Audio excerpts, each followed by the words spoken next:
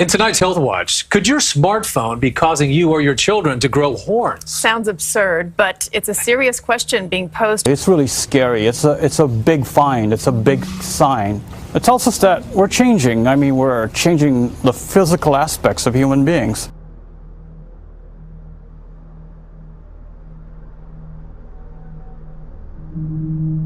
It only takes a few minutes of taping on the street to see dozens of people in that familiar 21st century position, head forward, craning to see what's on their phones. When you realize that the human head weighs about 10 pounds, and for every inch it tilts forward, you double the pressure on your spine, pretty soon your neck is straining against a 20 or 30-pound weight.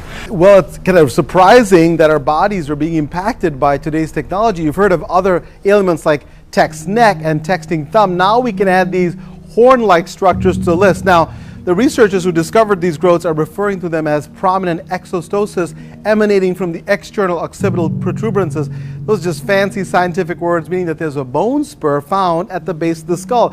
It does look sort of like a horn, but actually this is a bone spur near the base of the skull. A new study by Australian researchers say they've found bone spurs. Researchers in Australia examined hundreds of x-rays and found that roughly 40% of people 18 to 30 years old who use their phones more than 4.5 hours a day develop the growth. The likely cause? All that hunching over, sending texts and checking social media. Do you find yourself on your phone a lot? Yeah, I'm addicted because it's obsessive and you like that and your body's all like screwed up. They say smartphones and other handheld devices are contorting the human form. Physiatrist Dr. Lauren Fishman says bone spurs from neck pain are not all that surprising. Any overuse of a tendon inclines one to a calcification. The overuse and the consequent inflammation just seems to bring about calcification some of the time. Looking for the future of man and machine becoming one in what some futurists refer to as a singularity, scientists may have overlooked another one. Another way that technology is changing our actual bodies. Think about this. Technology may also be affecting more than just our bone structure. It could be altering our nerves in our brain. Experts now believe that texting and voice-to-text specifically could be limiting young adults' ability to read and write. Until the age of about 24, 25, our brains neurologically are not fully formed. And so the ages in question, let's say between 9 and 17, these folks, these kids are not actually getting enough practice to utilize the neurotransmitters in their brain, the wiring that's not being utilized so that they can get used to the proper way of speaking. According to Professor Jane Mullanby of Oxford University, the ability to understand and use complex language was essential for academic attainment, leaving youngsters without these skills at a serious disadvantage. Her research cited examples of text speak, including a 13-year-old's phone message that read, "OMG, IKR," meaning, "Oh my God, I know, right?" And a 21-year-old's message to a friend, "Yo, dude, are you still coming to party Friday?" I worry about that because I think that when our verbiage becomes more colloquial and filled with signs and images, we forget the proper way of speaking, and we forget that communication is not just through slang, but also through important eye contact and picking up the energy between two people. Tonight, lawmakers are adding to antitrust troubles for the likes of Facebook, Google, and Apple. YouTube has again shuffled about its hate speech and discrimination policy. This follows a sidestep, a moonwalk, 2 somersaults, and a backflip. Today we're taking another step in our hate speech policy by specifically prohibiting videos, alleging that a group is superior in order to justify discrimination, segregation or exclusion based on qualities like age, gender, race, caste, religion, sexual orientation, or veteran status. If that was any more vague, it might as well have been fog, mist, or a cloud, perhaps. It's really that vague. Videos alleging a group is superior. Gosh, according to that statement, the hammer of politically correct judgment is about to fall on Peter. The news of an antitrust investigation loomed over this year's Apple Worldwide Developers Conference. Federal antitrust regulators, according to CBS News, are pursuing investigations into Apple, Google, Facebook, and Amazon. I'm kind of concerned, like everybody, are people becoming monopolistic and reducing competition. David Neal works in the tech industry and is attending this year's WWDC. He believes the government should keep a watchful eye for bad practices, but not necessarily break up big tech. We should look at times where maybe they're stifling the market and killing competition. On the other hand, if companies are innovating and doing new things, we have to be very careful not to stifle that. The United Nations Secretary General has formally launched a strategy and plan of action on hate speech. The launch comes after a disturbing groundswell of intolerance, racism and xenophobia and hate-based violence targeting worshippers of many faiths. The UN strategy and plan of action is billed as an ambitious program to coordinate efforts across the UN system to identify, prevent and confront hate speech. The United Nations says hate speech has gained a foothold and is spreading like wildfire. But the UN boss believes it's on notice, putting in place a strategy he hopes will get buy-in from all member states. In both liberal democracies and authoritarian regimes, some political leaders are bringing the hate-fueled ideas and language of these groups into the mainstream, normalizing them, coarsening the public discourse and weakening the social fabric. Hate speech is in itself an attack on tolerance, inclusion, diversity, and the very essence of our human rights norms and principles. More broadly, it undermines social cohesion, erodes shared values, and can lay the foundation for violence, setting back the cause of peace, stability, sustainable development, and the fulfillment of human rights for all. Guterres laid out two overriding objectives for the plan. First, to enhance efforts to address the root causes of hate speech that include violence, marginalization, discrimination, poverty, and a lack of education, among others, aspects that the current 2030 development agenda seek to address. But it does raise an interesting point. Who the hell are YouTube, Facebook, or Twitter? Are they platforms for people to chat on, express themselves? Or are they censors, moral police responsible for how and what you say?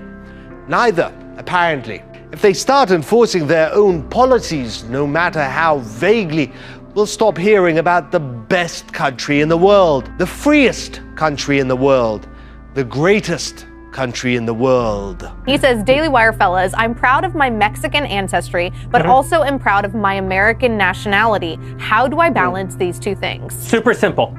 Celebrate Cinco de Mayo because you are proud of your Mexican heritage.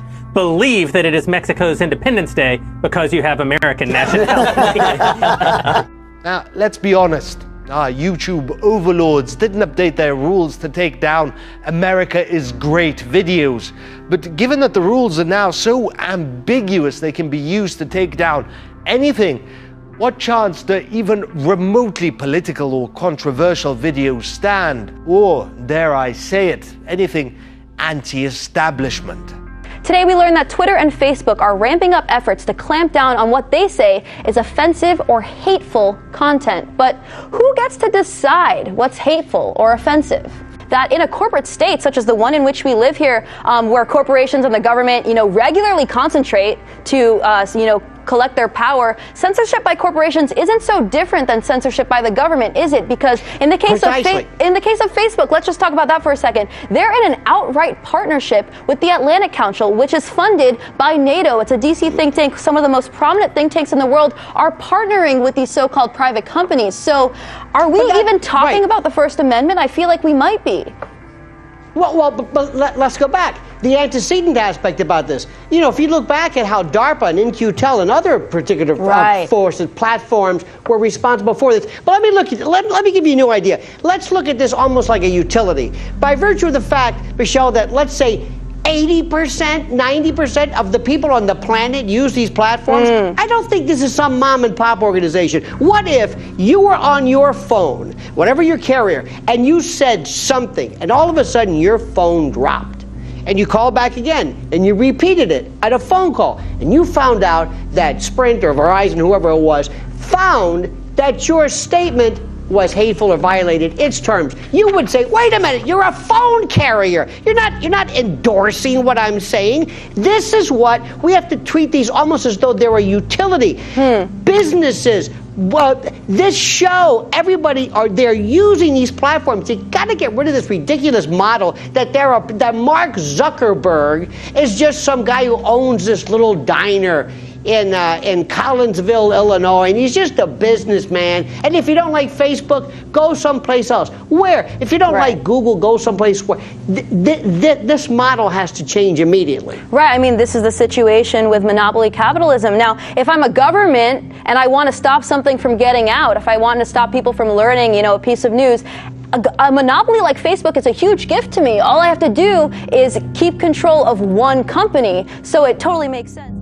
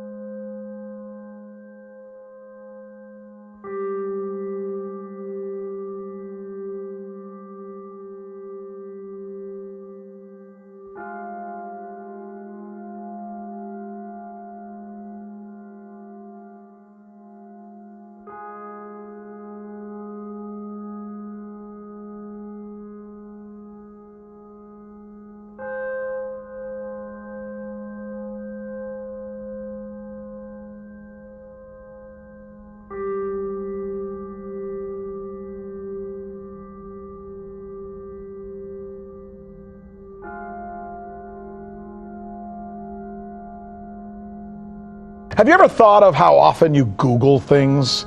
This noun that suddenly turned into a verb is as much a part of our lives as just about anything we use or ever come in contact today. And it's good, right? Hey, think about it. It's useful, saves us a ton of time, and because we learned from it, stuff we never knew. Boom, Google, there it is. Now I know.